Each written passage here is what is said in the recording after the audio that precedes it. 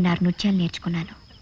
వాటన్నిటినీ మేళవించి ఓ నూతన నృత్య రీతిని తయారు చేయగల సమర్థుడైన గురువు దగ్గర నేర్చుకుని వాటిని ప్రదర్శించాలనేదే నా జీవిత ధ్యేయం.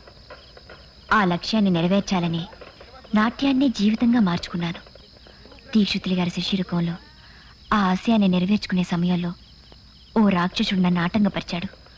వాడి బారి నుంచి తప్పించుకుని నేను ఇక్కడికి వచ్చాను.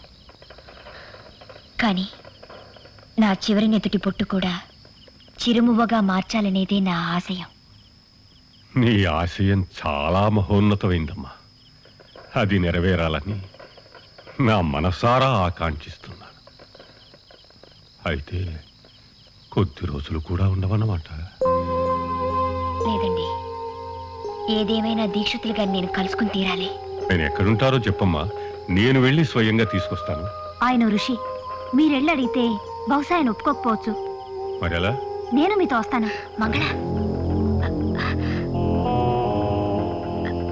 మంగళ, నీకేమైనా మతిపోయిందా? నానా యాత్ర పడి ఆ రాక్షసుడు బారి నుంచి తప్పించుకున్నావు.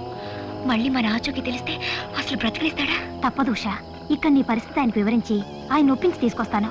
కానీ నువ్వు అక్కడికి వెళ్తే ఆ కర్కోటకుడి సంగతి? భయపడకు ఉషా, నేనంత తెలివి తక్కువగా వాడికి అంటపడతానా?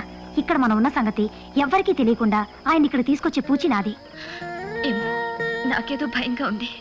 ఆయన వద్దంటున్నా నీకంత మొండి పట్టుదల ఎందుకు? ఎందుకా? నీకోసం ఆయన ఇక్కడికి రావాలి, నువ్వు నీ గమ్యం చేరాలి.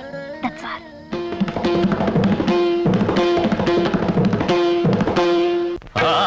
కనులలో కలల నాచెలి ఆలాపనకు ఆది మంత్రమై గొంతులోన గుండె పిలుపులా సంధ్యలోన అందె మెరుపులా గొంతులోన గుండె పిలుపులా సంధ్యలోన అందె మెరుపులా